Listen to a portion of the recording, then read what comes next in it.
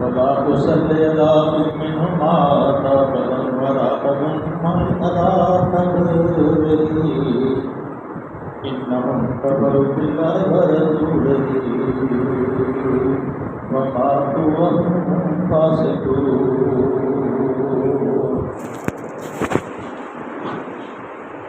ولا تعجبك أموالهم وأولادهم إنما يريد الله أن يعذبهم بها في الدنيا وتزهق أنفسهم وهم كافرون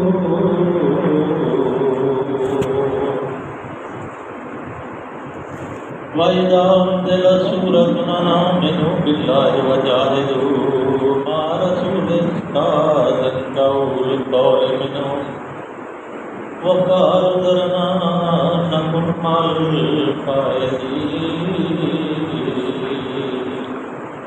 رجوا بأن يكونوا مع الخوارج فاتبعنا قلوبهم فهم لا يفقهون لكن الرسول والذين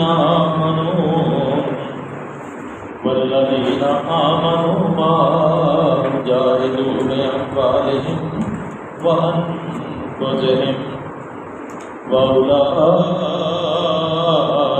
لهم الخيرات وأولئك هم المفلحون وعد الله لهم جنات تجري من تحتها الأنهار خالدين فيها ذلك الفوز العظيم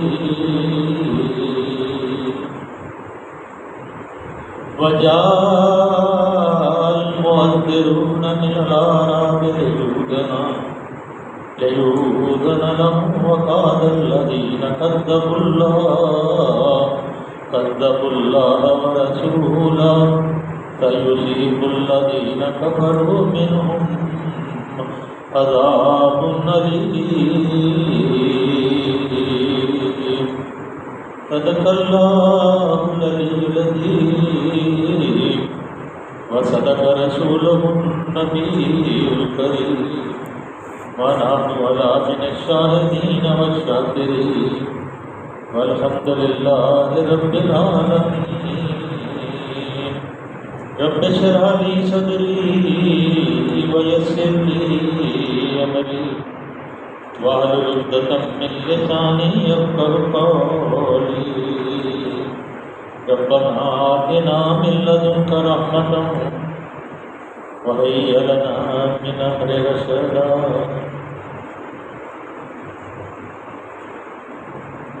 سورہ برات ہے، اس کے اندر جو مضامین ہیں بڑے اہم بیان ہوئے ہیں، اور یہ مضامین جو ہیں قیامت تک مسلمانوں کی رہنمائی کے لیے ہیں۔ قرآن ہمیشہ کے لیے ہے اور ہمیشہ امت کی رہنمائی یہ فرماتا رہے گا۔ اور جیسے میں نے 2-4 دن پیشتر یہ گزارش کی تھی کہ قرآن جس کے ساتھ مل جاتا ہے یا جو قرآن کے ساتھ اپنی زندگی کو وقف کر دیتا ہے، قرآن اس کے دو ہی نتائج ہوتے ہیں۔ اگر وہ قرآن سے انحراف کرتا ہے تو پھر اس کے لیے جب تک وہ جہنم میں نہ چلے جائے قرآن اس کا پیچھا نہیں چھوڑتا، اور جو قرآن کے اوپر عمل کرتا ہے، عمل کرنے کی کوشش کرتا ہے، قرآن اس کا پیچھا نہیں چھوڑتا جب تک اس کو جنت میں داخل نہ فرمائے۔ اور جنت اور دوزخ کی میں نے کل آپ کو ایک کیفیت بیان کر گزارش کی تھی آپ کی خدمت میں کہ جہنم کی جو آگ ہے وہ ہزاروں سال سے دہکائی جا رہی ہے، اور جل جل کے جو بخاری ہو جاتی ہے اور اس کے جو شعلے ہیں وہ بھی کالے ہوتے ہیں، اور یہ جو دنیا کی آگ ہے یہ 70 مرتبہ سمندروں کے پانی سے دھو کے پھر اللہ تعالیٰ نے تمہاری حفاظت کے لیے اس کو بنایا. اور جہنم کا اگر ایک جہنمی اگر لاکھوں کا ایک مجمع ہو، اگر اس مجمع میں جہنمی جو ہے اگر وہ اپنی سانس لے لے تو وہ پورا مجمع جل کے راکھ ہو سکے. یہ جہنمی کی کیفیت. اور جنت کی جو کیفیت ہے اس میں چشمے جو ہیں فیہا عین جاریہ فیہا سرر مرفوعہ واکواب موضوعہ ونمارق مصفوفہ وزرابیل مبثوثہ. لہریں لے رہی ہیں لہریں، کنے سائے ہیں اور بخورے رکھے ہوئے ہیں جو آپ کے لیے خدمت گار جو ایسے ہوں گے کہ آپ سمجھیں گے موتی بکھیرے ہوئے، اور برتن ایسے ہوں گے کہ کبھی آپ نے نہ ان کا گمان کیا ہے نہ کبھی دیکھا ہے، اور پھل بھی ایسے ہوں گے کہ آپ دیکھ کے پریشان ہو جائیں گے پروردگار یہ اتنی نعمتیں. اور پھر اس کے اوپر سب جب نعمتیں مل جائیں گی تو میں نے پرسوں اللہ نے فرمایا تھا کہ میں اس کے بعد جنتیوں سے اللہ کی ذات کریم پوچھیں گے، سوال کریں گے کہ تمہیں سب کچھ مل گیا؟ تو جنتی عرض کریں گے یا پروردگار آپ نے ہمارے اوپر بڑی عنایات کی ہے، وعدے کے مطابق ہمیں سب کچھ مل گیا. پھر اللہ ان کو اپنی رضا عطا فرمائے گا، اپنا دیدار عطا فرمائے گا، اور رضا کے بعد اعلان کریں گے آج کے بعد تمہیں کوئی مشقت اور کوئی تمہارا گناہ جو ہے شمار نہیں ہوگا. اور جنتی کہیں گے کہ پروردگار ہمیں ایک سجدے کی اجازت مل جائے. تو اللہ تعالیٰ کی ذات کریم رؤوف الرحیم جواب دیں گے کہ وہاں دنیا کے اندر میں تمہارا مالک تھا، تم میرے مخلوق تھے، میں تمہارا رازق تھا، تم میرے مرزوق تھے، میں تمہارا الہ تھا، تم میرے بندے تھے. لیکن یہاں میں تمہارا میزبان ہوں، اور میزبان جو ہے مہمان کی عزت افزائی کرتا ہے، یہاں تمہیں کوئی سجدہ کرنے کی ضرورت نہیں ہوتی. اور یہاں جو ادنا لوگ نظر آتے ہیں آپ کو جنت کے اندر وہ اعلیٰ مقام کے اوپر ہو، اور جہاں جو آپ کو بڑے بڑے بادشاہ نظر آتے ہیں، بڑے بڑے رئیس نظر آتے ہیں، بڑے مال و جاہ کے مالک ہیں، وہ جہنم کے اندر جل رہے ہوں گے. جیسے سورہ اعراف کے اندر ایک منظر گاٹی کے اوپر کچھ لوگ تھے، اب سورہ اعراف آپ نے پڑھی ہے شاید آپ کے ذہن میں ہو، اور وہ گاٹی والے اپنی نظروں سے پہچان لیں گے جہنمیوں کو، تو وہ پوچھیں گے کہ تمہیں کس نے جہنم میں ڈالا؟ تو وہ پھر جواب دیں گے ہم جھوٹے لوگ. اور وہ جو اعراف والے اللہ سے پناہ مانگے پروردگار ہمیں اس عذاب سے اس انجام سے نہ. تو یہ وہ جنت اور دوزخ کی کیفیت ہے. اور کل جو بیان ہوا تھا منافقوں کے بارے میں اللہ نے فرمایا تھا کہ یہ خود دشمن ہیں لیکن کھل کے سامنے نہیں آتے. اس لیے جب یہ واپس اب جائیں گے تبوک سے تو یہ کہیں گے کہ بہانے بنائیں گے اور کہہ رہے تھے لن تخرج معي ابدا ولن تقاتل معي عدوا انكم رضيتم بالقعود اول مرة فاقعدوا مع الخالفين. اب یہ بہانے بنائیں گے اور کہیں گے اگر کسی دشمن سے پھر لڑنا ہو تو ہم آپ کی میت میں چلیں گے تو ان کو بالکل ساتھ دیں. یہ آستین کے سامنے. اور پھر اللہ نے آج جو فرمایا کہ آئندہ ان میں سے جو کوئی پڑھے اس کی نماز جنازہ بھی تو ہرگز نہ پڑھیں. میں نے کل آپ سے کرتی تھی کہ عبداللہ بن ربیع جو منافقین کا سردار تھا، رئیس المنافقین تھا، عبداللہ بن ربیع بن سلول، وہ مر گیا. اور اس کا جو بیٹا تھا حضرت عبداللہ بن عبداللہ رضی اللہ تعالیٰ عنہ، وہ پکا انصاری مسلمان تھا. اور اس نے آپ صلی اللہ علیہ وسلم سے گزارش کی کہ محبوب خدا صلی اللہ علیہ وسلم کہ چلیے میرے والد فوت ہو گئے، ہم نے وصیت کی ہے کہ آپ ان کا جنازہ پڑھائیں اور کچھ اپنے کردہ جو پہنا ہوا ہے وہ بھی خاص انہوں نے کہا تھا لے کے میرے کفن میں ڈال. عمر فاروق رضی اللہ تعالیٰ عنہ جب آپ جنازہ پڑھانے کے لیے کھڑے ہوئے تو عمر فاروق رضی اللہ تعالیٰ عنہ سامنے کھڑے ہوئے آپ نے جو عبداللہ بن ابی بن سلول تھا اس کی ساری جو کوتاہیاں تھی منافقت کی ساری بیان کی کہ پھر بھی آپ اس کا جنازہ پڑھائیں گے، اور جب آپ نہیں رکے تو اللہ کی طرف سے یہ آیات مبارکہ نازل ہوئی۔ کیا بھائی؟ فلا تصلی علی احد منہم مات ابدا ولا تقم علی قبرہ، نہ ان کی ہم کبھی آپ نماز پڑھانی ہے آپ نے، اور جب یہ مر جائیں ان کی قبر کے اوپر بھی نہیں کھڑا ہو، کیونکہ جو مسجد لوگ ہوتے ہیں جب میت کے پیچھے جنازہ پڑھتے ہیں اور آگے کوئی مسجد جنازہ پڑھاتا ہے تو میت کا استقبال ہوتا ہے، اعزاز ہوتا ہے، اور جس کا جنازہ نبی پڑھائے اس کا اعزاز کتنا ہوگا۔ تو عمر فاروق رضی اللہ تعالیٰ عنہ کو یہ گوارا نہیں تھا کہ یہ محمد صلی اللہ علیہ وسلم ہمارے محبوب ہیں، خدا کے رسول ہیں، یہ اس منافق کا جنازہ ہے۔ تو اللہ نے بہت تصدیق آپ کے لیے یہ آیات مبارکہ نازل فرمائی، ولا تصلی علی احد منہم، اگر ان میں سے کوئی مر جائے مات ابدا ہمیشہ، ولا تقم علی قبرہ، ان کا جنازہ نہیں پڑھانا، ان کے لیے دعائیں استغفار نہیں کرنی، اور ان کی قبر پہ بھی نہیں کھڑے ہونا، کیونکہ جب آپ کھڑے ہوں گے تو پھر اللہ تو آپ رحمت اللہ عالمین ہیں، اس لیے آپ کو اللہ رشتے کہیں گے رسول کھڑا ہے، اب اس کو کیسے سزا دی گئی؟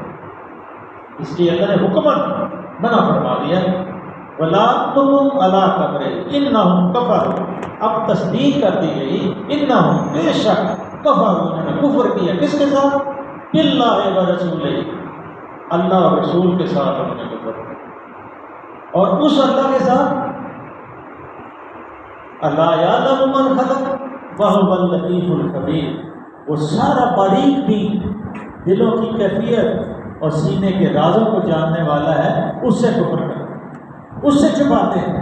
للہ ما فی السماوات و ما فی الارض وان تبدوا ما فی انفسکم اور تخفوہ یحاسبکم بہ اللہ، جو کچھ ہے زمین و آسمان میں سب اللہ کا، اور جو تم چھپاتے ہو وہ بھی اللہ کے سامنے ہے، جو ظاہر کرتے ہو پھر وہ بھی اللہ کے سامنے۔ ہماری خوش قسمتی ہے کہ اللہ ہماری پردہ پوشی فرماتے ہیں کہ ہمارے راز افشا نہیں کرتے، ورنہ ہمارے دل کی کیفیت ایک دوسرے کے بارے میں کیا ہے؟ اگر یہ اللہ ظاہر کرتے ہیں تو ہم ایک دوسرے کو قتل کرنا شروع کرتے ہیں۔ اس لیے میں آپ سے گزارش کرتا ہوں کہ آپ دل سے محبت کریں، دل سے محبت کریں، جس سے نفرت کریں دل سے نفرت کریں، زبان سے نفرت کریں، اس کے منہ پہ کہہ دیں کہ یہ تیرا طرز عمل درست ہے، منافقت کرنے کی ضرورت نہیں، کیونکہ اللہ جو ہے منافقت کو پسند نہیں کرتا۔ اللہ نے فرما دیا انہم کفروا باللہ و رسولہ وماتوا وہم فاسقون، یہ اللہ اور رسول کے ساتھ انہوں نے کفر کیا ہے اور مرے ہیں اس حال میں کہ وہ فاسق تھے۔ تو روم سے واپسی جب ہوئی تو زیادہ مدت نہ گزری تھی، اور جلدی سے یہ عبداللہ بن سلول جب ہو گئے، حالانکہ انہوں نے جب واپسی کی انہوں نے یہ خبریں ڈھونڈ رہے تھے کہ ابھی کوئی خبر آئے گی کہ روم کو فتح ہو گئی ہے، تو اسی وقت میں یہ عبداللہ بن ابی کے سر کے اوپر تاج رکھ دیں گے بادشاہی کا، اس کو اپنا بادشاہ بنا۔ اللہ کی جو حکمت ہے وہ کچھ اور ہے، وہ اللہ کہتے ہیں مکروا و مکر اللہ، اللہ کے ساتھ مکر کرتے ہیں، واللہ خیر الماکرین، جو تدبیریں یہ کرتے ہیں ان کی ساری تدبیریں اکارت جاتی ہیں، اس لیے اللہ نے توکل کرنا ہے۔ سورہ یوسف پڑھیں گے اس میں دیکھ رہے یعقوب علیہ السلام کا توکل کیسا تھا، اور وہ توکل کا صلہ کیا ملا کہ دنیا نیند بھی مل گئے اور یوسف علیہ السلام بھی مل گئے، اور وہ جو بھائی جنہوں نے 10-11 سال کے یوسف کو ایک ایسے کنویں میں ڈالا تھا اندھیرے کے اندر، جنگل کے اندر، کہ 10-11 سال کا بچہ ہو اور کنواں ہو اور سنسان جنگل ہو، اور اس بچے کی کیفیت کیا ہوگی، اور کیسے اس کرم میں اس نے اس رات کو گزارا ہوگا روتے ہوئے، اور جب صبح کو وہ آیا مسافر تو اس نے دیکھا کہ اس میں تو آدھا غلام کہا، یہ تو غلام، اور پھر اس کو باہر نکالا اور پھر اس کو جرام کلیلہ چھوٹے سے پیسوں کے مصر کے جو بادشاہ نے جن سے اس نے خرید کیا۔ اور یہ کیفیت دیکھنے والی ہے پیغمبروں کی کہ کنویں میں جاتے ہیں اور جوان ہوتے ہیں جیل جاتے ہیں، جیل میں بھی صبر اور تحمل اور بردباری سے زندگی بدل کرتے ہیں، پھر جیل سے آتے ہیں تو بادشاہ بنتے ہیں۔ یہ ہے منزل کامیابی۔ جدوجہد مسلسل جدوجہد، اللہ کے راستے میں جہاد، اللہ کے دین کو قائم کرنے کے لیے جدوجہد۔ کہا مجھے جیل پسند ہے لیکن جو مگر یہ کر رہے ہیں وہ مجھے پسند ہے۔ اللہ نے آپ کے صبر اور تحمل کی وجہ سے آپ کو پھر بادشاہ مصر کا بنا۔ اور وہی بھائی جو دشمن تھے جب سامنے پیش ہوئے تو پہچان لیا، کہا انت یوسف، کہا نام، ہاں میں یوسف ہوں اور یہ میرا بھائی۔ اور پھر پریشان ہو گئے کہ کراڑی مجرم، تو کہا لا تثریب علیکم اليوم، جاؤ آج کوئی سے بدلہ نہیں، میرے ماں باپ کو لے۔ یہ کیفیت ہے صبر کی۔ ولا تلقوا اموالهم واولادهم انما يريد الله ان يعذبهم بها في الدنيا وتزهق انفسهم وهم كافرون۔ ان کی مالداری، ان کی کثرت اولاد تم کو دھوکے میں ڈالے۔ سورہ سجدہ میں انہم اصحاب النار، ان کے جو بڑے بڑے محل ہیں، بڑے بڑے کارخانے ہیں، بڑی بڑی عمارتیں ہیں، بڑے بڑے ٹاور ہیں، ان کو دیکھ کے پشیمان نہ ہو۔ انہم اصحاب النار، یہ تو جہنم میں جانے والے لوگ۔ جنت میں وہی جائے گا جو تصدیق بالقلب، اقرار بالزبان اور تصدیق بالقلب، جو تصدیق کرے گا دل سے کلمے کو اور زبان سے اس کا اقرار کرے گا اور اس کے اوپر پھر جم جائے گا، وہ جنت میں جائے گا، جنت اس کے لیے کھلی ہے۔ گناہ ہوگا لیکن اللہ سب گناہوں کو معاف فرما دیں گے کلمے کی بدولت۔ لا الہ الا اللہ محمد رسول اللہ جس نے کہہ دیا وہ جنت میں نہیں جائے گا۔ نبی صلی اللہ علیہ وسلم کی حدیث ہے من قال لا الہ الا اللہ محمد رسول اللہ دخل الجنہ۔ حضرت بلال نے جب یہ حدیث سنی کہ جو ہو گئے، کہا اے محبوب خدا میں یہ حدیث لوگوں کو سنا، کہا نہیں بلال لوگ عمل کرنا چھوڑ دیں۔ تو یہ صرف ایک کلمہ جسے تو گراں سمجھتا ہے، یہ ایک سجدہ جسے تو گراں سمجھتا ہے، ہزار سجدوں سے دیتا ہے آدمی کو نجات۔ لیکن ہماری تو کیفیت ہے کہ جب جھکا تو، جب ہوا تو، کبھی سجدہ دے زمین سے آئی یہ صدا، تیرا دل تو ہے سنا معاشنا تجھے کیا ملے گا نماز۔ نماز تو وہ لوگ پڑھتے تھے، ان کی کیفیت ہی ایسی ہوتی تھی کہ تیر لگ گیا ہے، نیزہ لگ گیا ہے، نماز میں نکالا، پتہ ہی نہیں نکل بھی گیا ہے پڑھنا، اس کو ٹھیک بھی کر دیا۔ تو اللہ نے فرمایا انما یرید اللہ، ان کی جو اولاد ہے، ان کی کثرت اولاد، ان کا مال جان دھوکے میں نہ ڈالے۔ اللہ نے تو ارادہ کر لیا ہے اس مال اور اولاد کے ذریعے سے ان کو کسی دنیا میں سزا دے، پھر دنیا وتذهب انفسهم وهم کافرون، اور ان کی جانیں اس حال میں نکلے کہ وہ کافر ہو۔ اب یہ اللہ کے رسول صلی اللہ علیہ وسلم کو ہم فرما رہے ہیں اللہ آیات ہیں، اللہ کی آیات ہیں کہ جن کے پاس مال و دولت ہے اگر وہ نافرمانی کو تو رہیں تو ان کو دیکھ کے رشک نہ کریں، بلکہ دیکھیں کہ نمازی کون ہے، متقی کون ہے، اللہ سے ڈرنے والا کون ہے، اللہ کی آیات کی تلاوت کرتا کون ہے، اس کا حق ادا کون ہے۔ بہی بہا فی الدنیا وتذهب انفسهم وهم کافرون وَإِذَا أُنزِلَتْ سُورَةٌ أَنْ آمِنُوا بِاللَّهِ وَجَاهِدُوا مَعَ رَسُولِهِ۔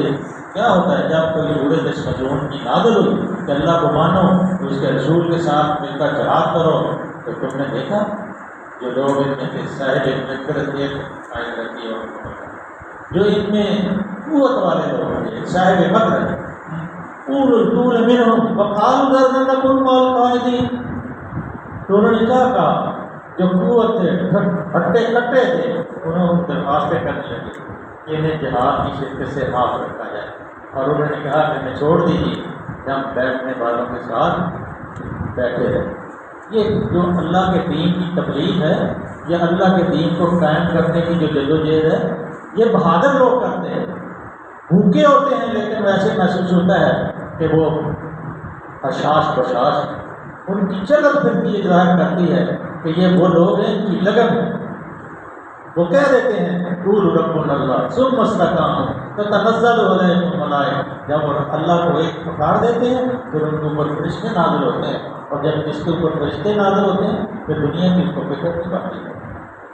اس لیے جو بڑے بڑے ہٹے کٹے لوگ تھے اس وقت انہوں نے کہا ہمیں یہاں بیٹھنا ہے، گھر والیوں کے ساتھ رہنے دیں، پوری تسلیم اللہ تعالیٰ نے کھینچی ہے رجوع میں یقون مالکوال بطور اعلیٰ وجوہ فہم لا یفقہون. کیا کیا اللہ نے؟ ان لوگوں نے گھر بیٹھنے والیوں میں شامل ہونا، عورتوں کی طرح بزدل بن گئے، گھروں میں بیٹھ گئے، دین کے لیے باہر نہیں نکلتے، نعرہ تکبیر بلند نہیں کرتے، ڈرتے ہیں اگر یہ ساری قوم اللہ کے دین کو یہاں قائم کرنے کے لیے نکل جائے کون اس کے راستے میں رکاوٹ بن سکتا؟